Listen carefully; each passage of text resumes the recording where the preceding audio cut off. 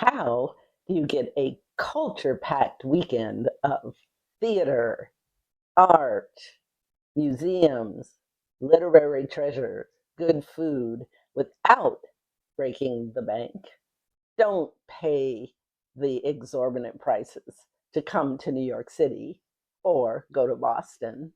Instead, go to Hartford, Connecticut.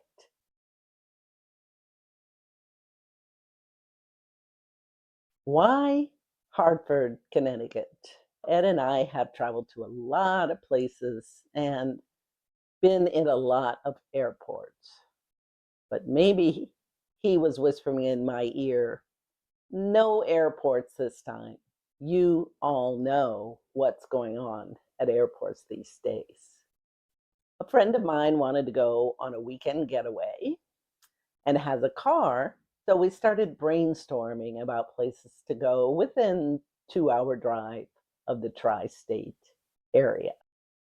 Ed the Explorer and I have never been to Hartford, Connecticut. So we were pretty excited.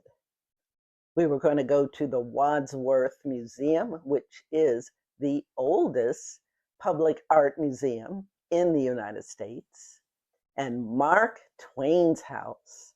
I've always been a fan of Mark Twain. I've read all his books, and he lived right next door to Harriet Beecher Stowe, who wrote Uncle Tom's Cabin. Now I'm going to show you some videos that I took of those places.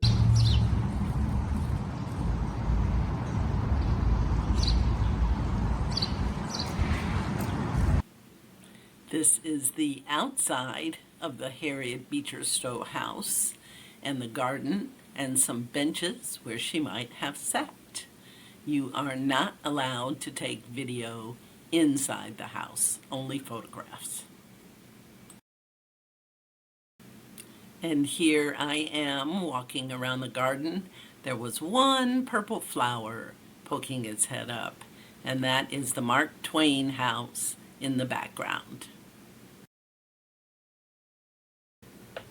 Here are 3 photos from inside the house.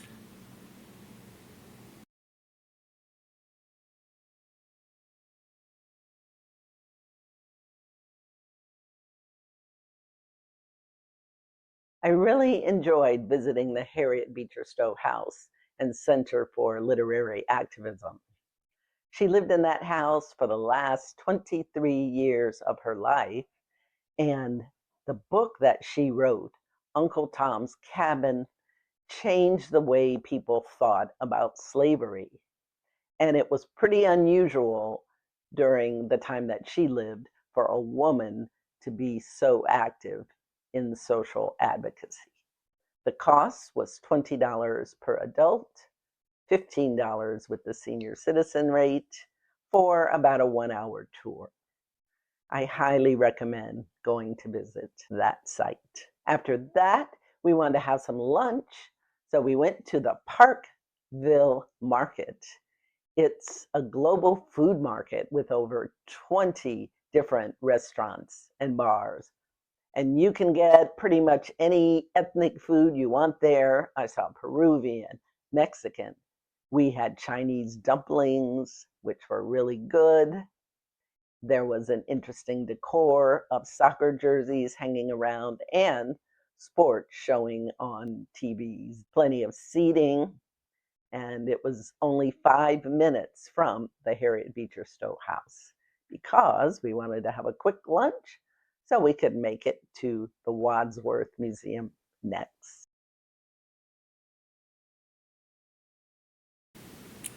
Look at all the food choices you have here.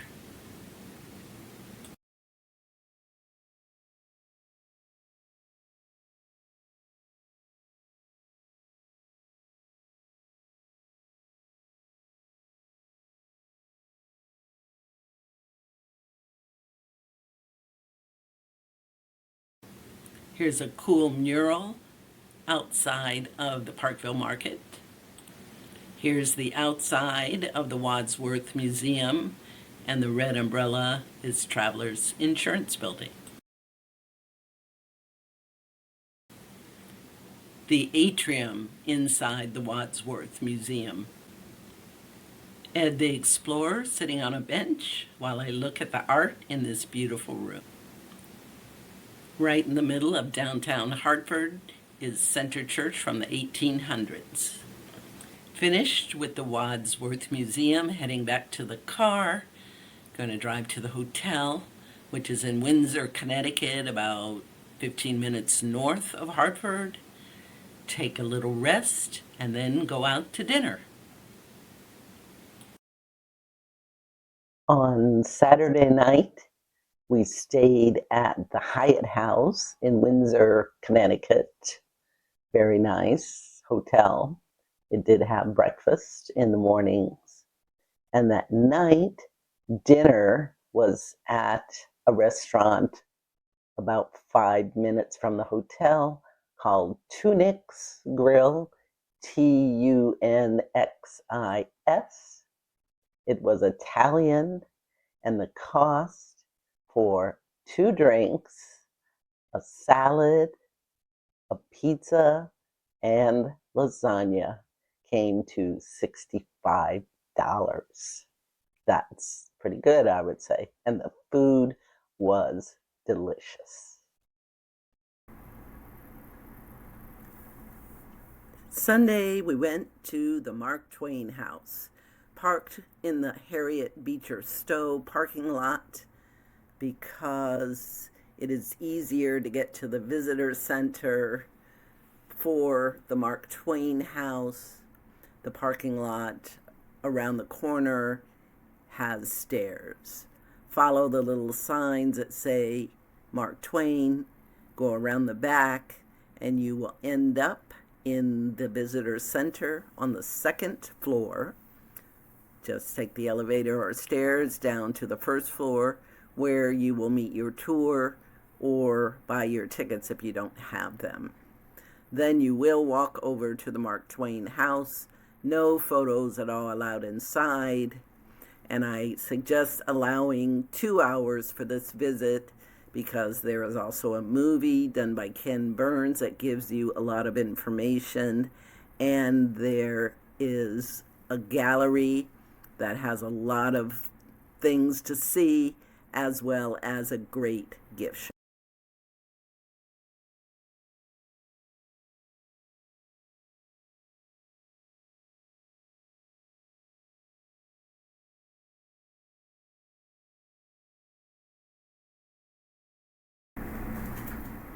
Ed the Explorer made a new friend here at the Visitor Center. Sunday night, the hotel was the Hartford Marriott downtown, which I highly recommend.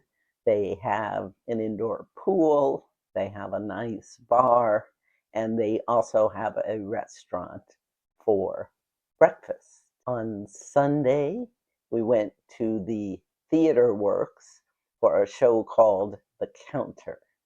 And it's a small theater in Hartford, similar to an off-Broadway show in Manhattan, but the total cost for 2 tickets, $106. There really wasn't a bad seat in that theater.